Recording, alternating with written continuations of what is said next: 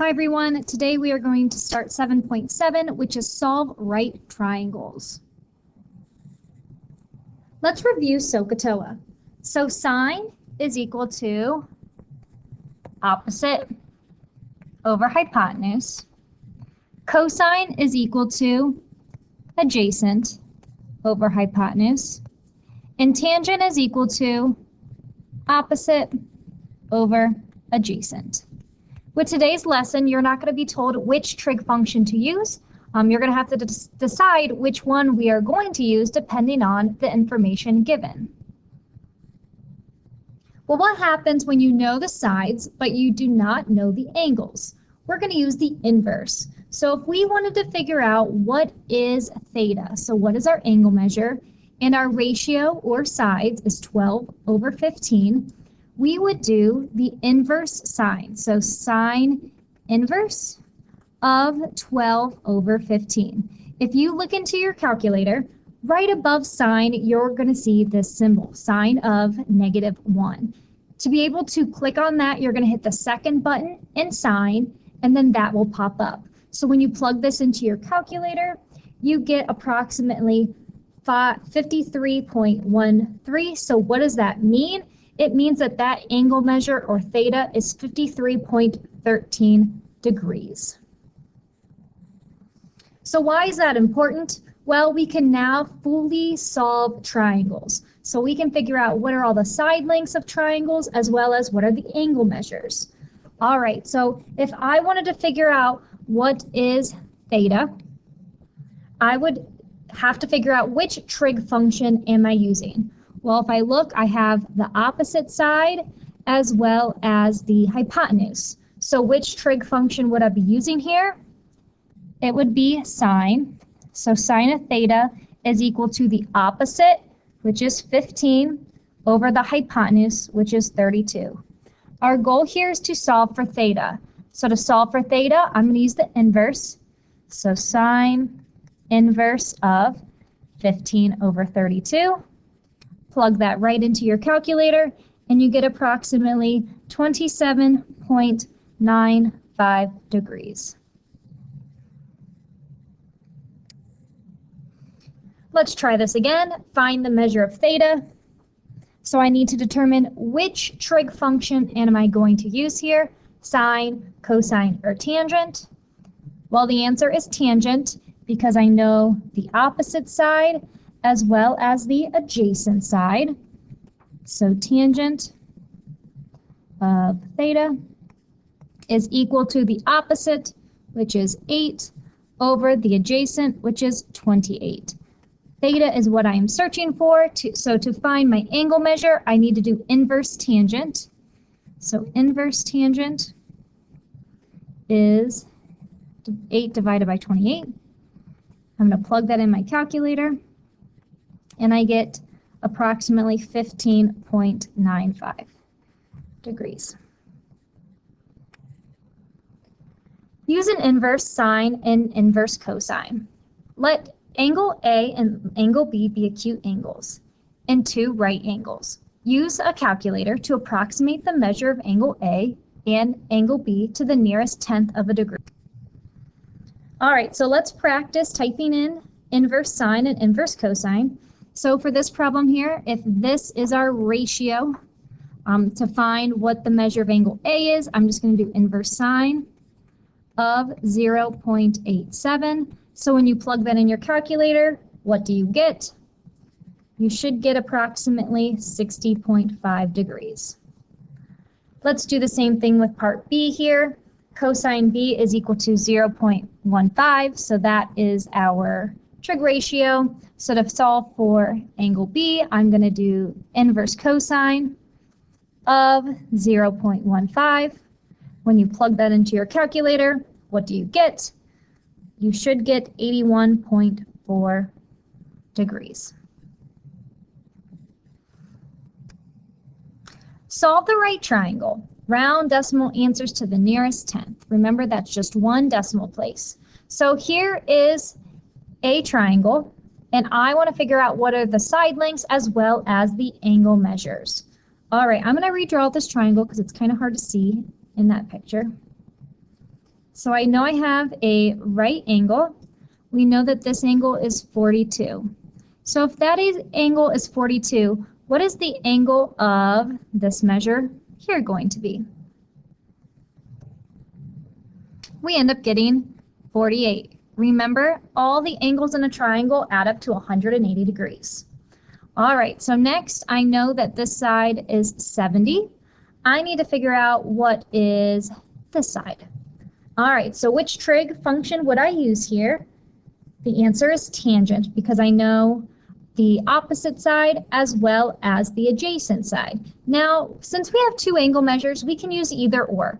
I'll focus on 42 because that was the angle that I was given first, but you'll get the same answers if you use angle 48 as well. All right, so tangent of 42 is equal to, what's the opposite side? It'd be x over, what is the adjacent side? Well, that's 70. I need to get x by itself, and to do so, I'm going to multiply by 70 on each side. So those cancel, and I'm left with 70 times tangent of 42 is equal to x. Well, remember, this is just a number, so if I plug this right into my calculator, I get that it's approximately 63. And I'll put the 0.0 there. So that is approximately x. All right, so now we need to find the hypotenuse, and we'll call this y. Now, there's many different ways that you could solve for y. One way is using the Pythagorean theorem. A squared plus b squared is equal to c squared. Another way is by using a trig ratio. I'll use a trig ratio just to keep practicing trig ratios, but either way, Pythagorean theorem or using trig ratios will give you the same answer.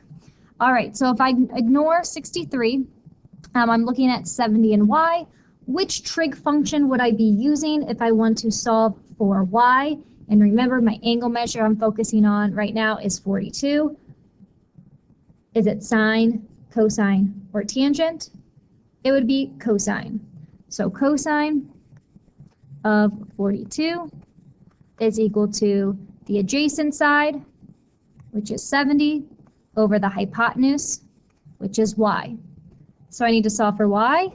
So I'm going to multiply by y on each side. So those cancel. Let's scroll down. So I have y times cosine of 42 is equal to 70. Divide by cosine of 42.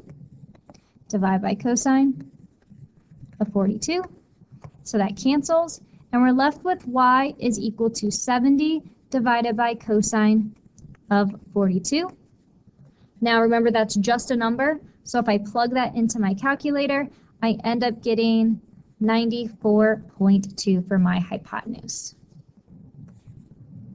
So now here is my right triangle. It's a little sloppy, but I have all the side lengths and the angle measures, so I have completely solved this right triangle. All right, so let's solve this entire right triangle as well. Now, if you look here, we notice that we don't have any angle measures. So if I don't have any angle measures, I know two of the sides, 20 and 7. Am I going to use the Pythagorean theorem to solve for x, or am I going to use a trig ratio? Well, I can only use the Pythagorean theorem. Trig ratios involve angle measures. So to solve for x, I know that 20 is my hypotenuse. So a squared, which is x squared, plus b squared, which is 7 squared, is equal to c squared, which is 20 squared. So now I'm just going to solve for x. So if I subtract 7x from each side, 7 squared from each side, I get x squared is equal to 351. Square root, square root. So x then is equal to 18.7. And for this, I did round to 1 decimal place. All right. So now I have all the side lengths. So 18.7 is equal to x. Next, I need to figure out what are my angle measures. So it doesn't matter which one you start with. Let's start with theta. All right. Now, since I did approximate with x, I'm going to use 7 and 20 for my sides for my trig ratios, just so that it's more accurate, because x really isn't 18.7. I approximated that, but we know 7 and 20 is the exact side lengths. So if I'm using this side and this side, which trig ratio would that be? It would be cosine. So cosine of theta is equal to 7 over 20. Now I'm trying to figure out what is theta, so I need to use inverse cosine. So the inverse cosine of 7 over 20. You plug that in your calculator and you get 69.5. So that's our angle measure for theta.